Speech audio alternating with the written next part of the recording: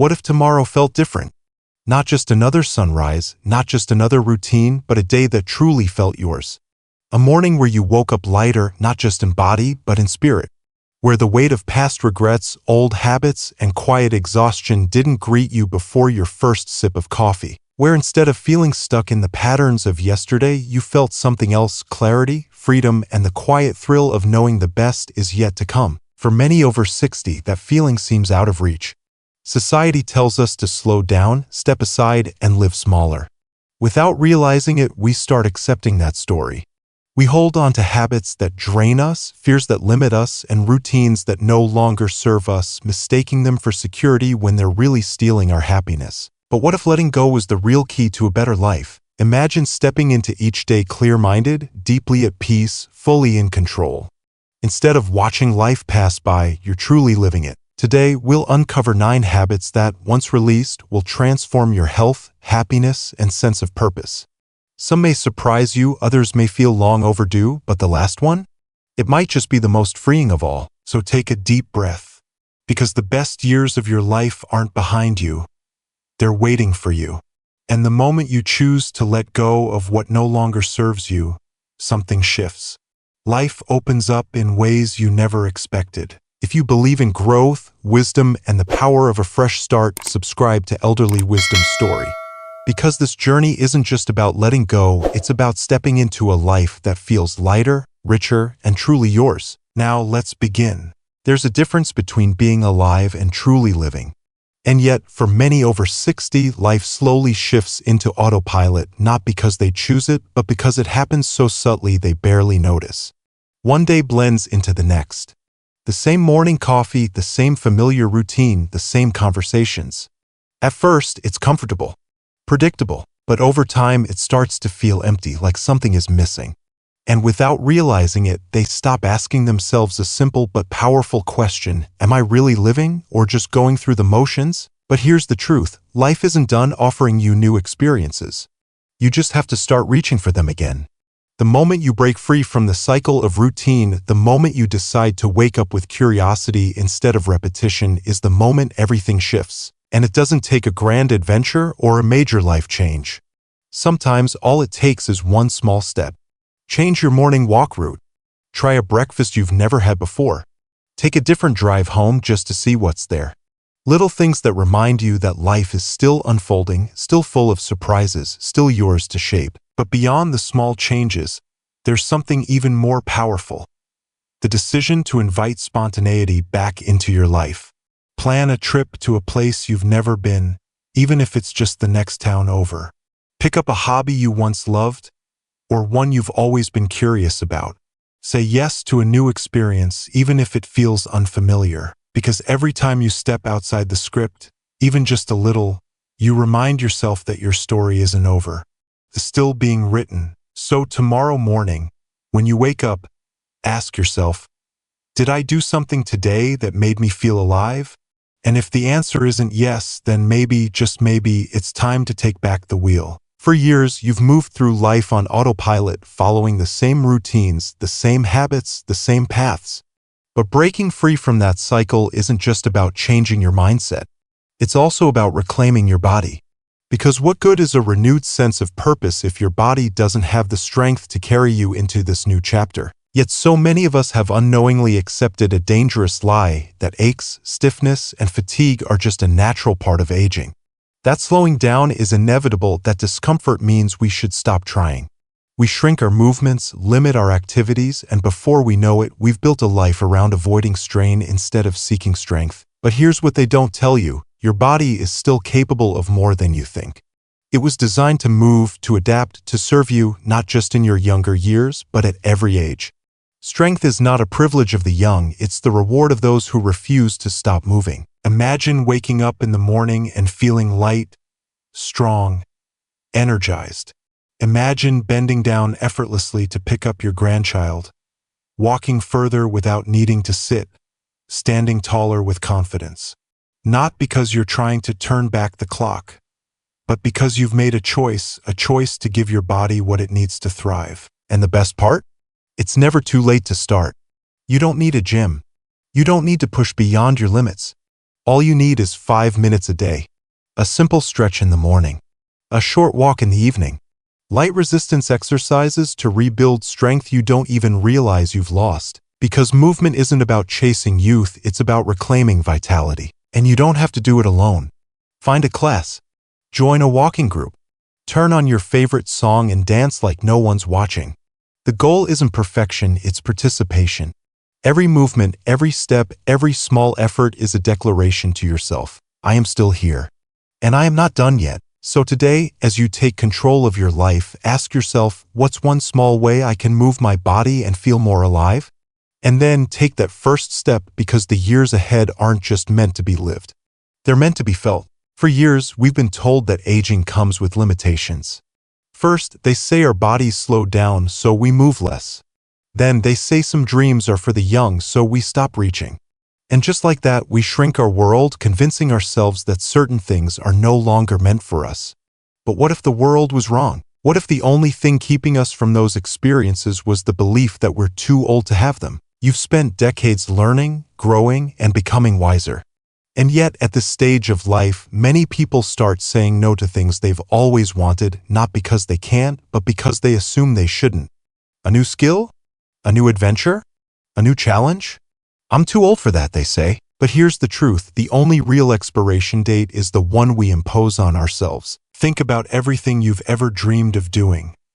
The places you've wanted to visit, the hobbies you set aside, the ideas you once had but never pursued. Are they really out of reach?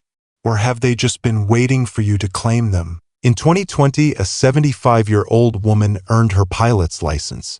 A 68-year-old man ran his first marathon. They weren't exceptions.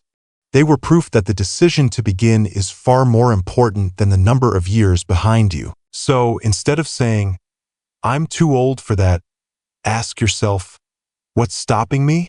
Make a list of 3 things you've always wanted to do, big or small. Pick one, and take the first step today. Sign up for the class, buy the book, book the trip, write the first page. Because growth doesn't have an age limit. And if fear creeps in, surround yourself with people who see possibility instead of limitation. People who inspire, encourage, and remind you that the best parts of life aren't behind you. They're still waiting for you. So the real question isn't, am I too old for this? The real question is, are you ready to finally begin? In the last section, we talked about breaking free from limitations, stepping beyond the belief that you're too old for something new. But here's the thing, you can't step forward while holding on to things that pull you back. And sometimes it's not just our own thoughts that hold us back. It's the people around us. Not all relationships are meant to last forever. Some bring warmth, love, and encouragement, filling our lives with laughter and support. But others, they drain us. They take more than they give. They leave us feeling exhausted, unappreciated, or worse, unseen. And yet, so many of us hold on. Maybe out of obligation, maybe out of history, maybe because the idea of letting go feels harder than enduring what no longer serves us. But here's the truth, life is too short to spend it around people who make you feel small. Think about the people in your life, the ones you talk to regularly, the ones you check in on, the ones who always seem to be there. Do they lift you up or weigh you down? Do you leave your conversations feeling lighter, inspired, and supported, or do you walk away feeling drained, anxious, and questioning your worth? Imagine for a moment a life where every single person around you makes you feel supported, loved, and at peace. A life where there are no backhanded comments, no one-sided friendships, no guilt-driven interactions. Where your time and energy go toward people who truly see you, appreciate you, and want the best for you. You deserve that life, but first you have to make a choice. You have to be willing to recognize who fills your cup and who empties it. You have to stop making excuses for people who constantly bring negativity into your world. You have to stop believing that just because a relationship has lasted a long time, it deserves to last a lifetime. Time alone doesn't make a relationship meaningful, mutual love and respect do. And once you recognize the people who no longer serve your well-being, it's time to set boundaries. You don't owe anyone endless access to your energy, your kindness, or your time. You are not obligated to endure toxic behavior just because someone has been in your life for years. Distance is not cruelty, it is self-respect. And as you release what no longer serves you, something incredible happens. You create space. Space for relationships that bring joy, wisdom, and inspiration. Space for people who genuinely love and value you. Space for friendships that feel like home. Because the moment you let go of those who make you feel small, you make room for the relationships that remind you of your worth. So ask yourself today, who in my life makes me feel stronger, happier, and more at peace? And who no longer does? Because the people around you should never make you question your own value. And if they do, then maybe, just maybe, it's time to let them go. Letting go isn't just about people, it's about everything that no longer serves us, including the things we surround ourselves with. Just like relationships, the objects in our lives should bring us joy, peace, and meaning. But too often, we hold on to things for the same reasons we hold on to toxic relationships, out of habit, out of guilt, or simply because we've had them for so long that we don't know how to say goodbye. Walk into any room of your home. Look around.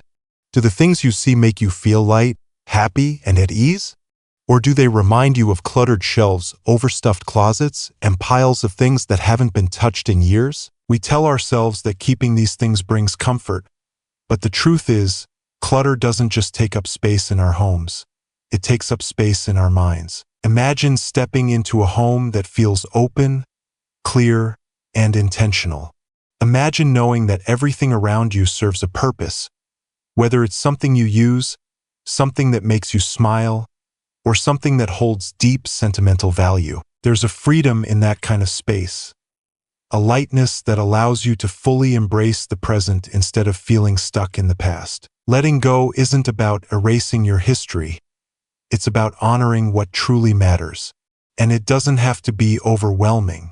Start small, one drawer, one shelf, one box at a time. Pick up an item and ask yourself, does this add to my life? Or is it simply taking up space? If it no longer serves you, it's okay to let it go. And for those sentimental pieces, the ones tied to a loved one, a special moment, or a part of your history, consider passing them on. Give the cherished piece of jewelry to a granddaughter who will treasure it. Share a favorite book with a dear friend. Digitize old letters and photographs so that the memories remain, but the clutter doesn't. Because the most precious parts of our lives aren't in the things we own, they're in the love, the lessons, and the moments we carry in our hearts. So today, take one step. Open one drawer. Let go of one thing. And as you do, remind yourself you are not losing anything. You are making space for peace, for clarity, for a home that reflects the life you want to live. In the last section, we talked about letting go, clearing out the clutter, making space for what truly matters. But once you've created that space, what will you fill it with? Because life isn't just about removing what no longer serves you, it's about making room for what sets your soul on fire. How many times have you said, I'll do that someday. Someday I'll take that trip. Someday I'll learn to paint. Someday I'll write that book, take that class, chase that dream. But here's the thing about someday, it has a way of slipping through our fingers. We think we have more time, that there will always be another opportunity, another season, another perfect moment. But the truth is, time moves forward whether we use it or not. And one day, we wake up realizing we spent more time waiting than actually living. Now, close your eyes for a moment and picture yourself at 90, sitting quietly and looking back on your life. What would you regret more, the dreams you dared to chase, even if they didn't turn out perfectly? Or the ones you never even tried for? Would you wish you had taken more risks, followed more passions, lived a little bolder? The good news? You still have time. More than you think. Your dreams don't have an expiration date. You are not too old to start something new. In fact, now is the perfect time. You are wiser, more patient, more appreciative of every experience. And that makes every dream even more meaningful. But dreams don't come to life on their own. They need action. Even the smallest step forward is a step towards something bigger. So today, take a deep breath and ask yourself, what have I always wanted to do? Write it down.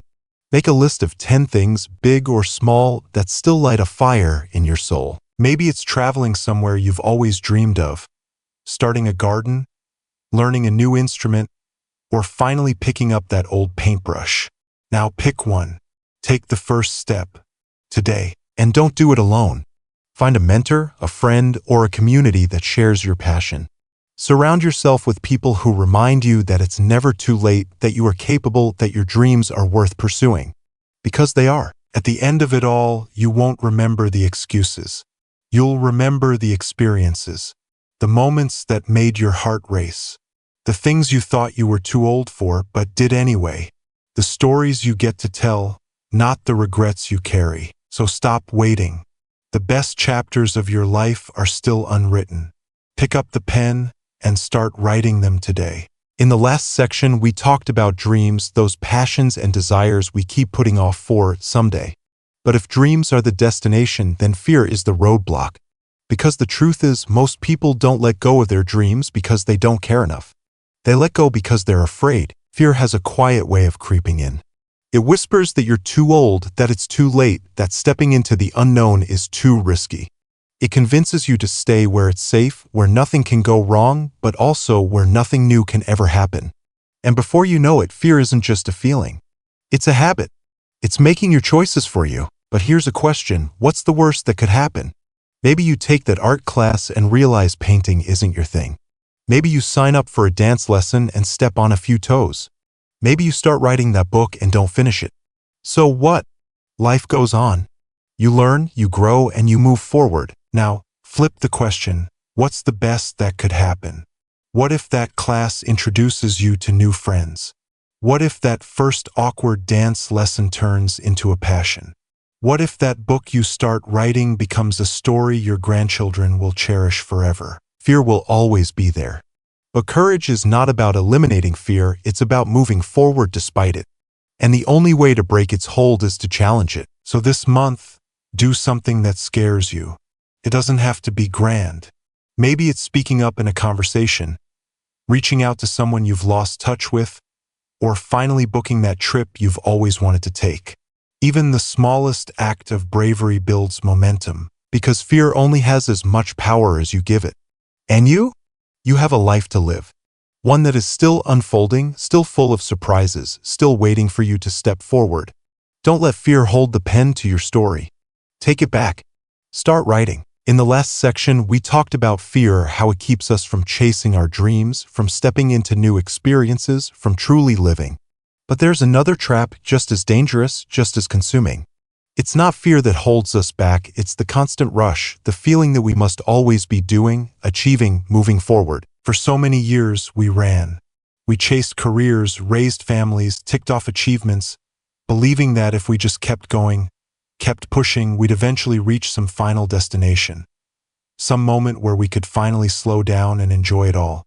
But when did that moment ever come? Even now, we catch ourselves filling our days with tasks, treating time like something to be managed instead of something to be experienced. But life isn't a race. And it's certainly not about how much we can squeeze into each day. It's about how much of each day we actually feel. Imagine this. Instead of rushing through breakfast, you take a moment to savor the first sip of your coffee. The warmth, the aroma, the quiet comfort of morning light filtering through the window. Instead of thinking about what's next, you listen to the hum of life around you, the distant laughter of children, the gentle sway of the trees, the steady rhythm of your own breath. This isn't wasted time. This is life, because presence isn't about doing less. It's about being more engaged, more aware, more open to the small joys that often go unnoticed. It's about single-tasking instead of multitasking. It's about slowing down enough to notice how the world feels, how you feel. So today, take a deep breath. Walk a little slower. Eat a little slower. Speak a little softer. Feel the ground beneath your feet. Hold someone's gaze just a second longer. Let yourself exist fully in this moment without rushing to the next. Because in the end, life won't be measured by how much we did. It will be measured by how deeply we lived. In the last section, we talked about slowing down, how life isn't meant to be rushed, but savored. But what happens when you slow down, take a deep breath, and suddenly hear that voice in your head whisper, "It's too late. It's too late to start fresh. Too late to dream big. Too late to change, to explore, to truly live." That voice is subtle, but it's powerful. And if you listen to it long enough, you might start believing it. But here's the truth, it is never too late. Not to love, not to grow, not to become the person you were always meant to be. As long as you are here, waking up each morning, you still have time. And time, no matter how much or how little, is a gift. Think of the people who refuse to let age define them. A woman who ran her first marathon at 70. A man who learned to swim at 80. A grandfather who wrote his first book at 85. A widower who fell in love again at 90. They didn't ask, is it too late? They asked, why not now? Because what's the alternative? Waking up each day thinking about what could have been. Letting the fear of starting keep you from ever taking that first step. Regret doesn't come from the things we tried and failed at. It comes from the things we never tried at all. So what's something you've always wanted to do? Maybe it's learning to play an instrument, writing your story, traveling somewhere new, or simply calling an old friend. Whatever it is, don't let another day pass with the thought that it's beyond your reach. Start small. Choose one thing today that makes you feel alive. Take the first step. Find a role model who inspires you. And remind yourself every single day, you are not running out of time. You are stepping into time that still belongs to you. Because at the end of your journey, the greatest regret won't be that you tried and failed. It will be that you never tried at all. If there's one truth that life teaches us, it's that change is always possible. No matter your age, no matter how long you've held onto certain habits, no matter what anyone else says, you have the power to decide what your future looks like. Because life isn't just about how many years you've lived. It's about how fully you've lived them. And the most beautiful thing? It's never too late to start living the way you truly want. Maybe today is the day you stop saying, I'm too old for that. Maybe it's the day you choose joy over routine, presence over distractions, courage over fear. Maybe it's the moment you realize that your best days aren't something to reminisce about. They are still waiting for you, ready to be embraced. So I ask you, what's one habit you're ready to let go of? What's one step, no matter how small, you can take today toward a life that feels lighter, freer, and filled with purpose? Share it in the comments below. Let's start this journey together. And if you found even one lesson here that speaks to your heart, don't let it end with this video.